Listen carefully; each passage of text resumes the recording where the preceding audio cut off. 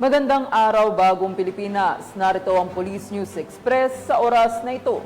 Mahigit 6,000 katao na sa Isabela ang lumikas sa mga evacuation center upang makaligtas sa pananalasa ng Bagyong Christine sa rehiyon. Habang patuloy naman na nakaalerto ang mga kapulisan sa Region 2 sa maaaring pinsala ng bagyo sa kanilang lugar.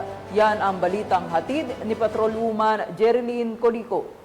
Aabot sa 6,426 na individual mula sa iba't ibang bayan sa Isabela ang naitalang lumikas sa mga evacuation centers sa probinsya dahil sa epekto ng Bagyong Christine.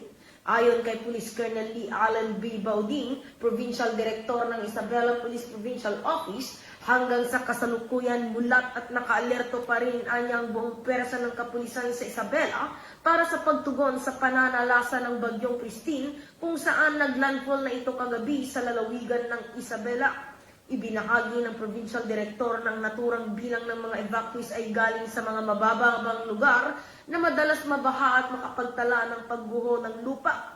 Kaugnay nito, hinihikayat ang mga residente na nasa danger zone na lumikas na sa mga evacuation areas para hindi malagay sa panganib ang buhay.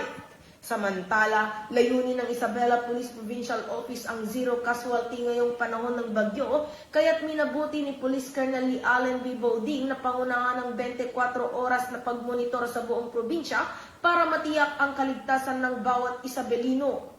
Mula dito sa lalawigan ng Isabela, ako ang inyong Police News Network Correspondent, Patrolwoman Jerilyn Colico, alagad ng batas, tagataguyod ng balitang pulis.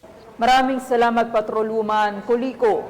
At para sa iba pang update sa Bagyong Christine at sa kalagayan ng panahon, laging tumutok sa Police News Network, alagad ng batas, tagataguyod ng balitang pulis.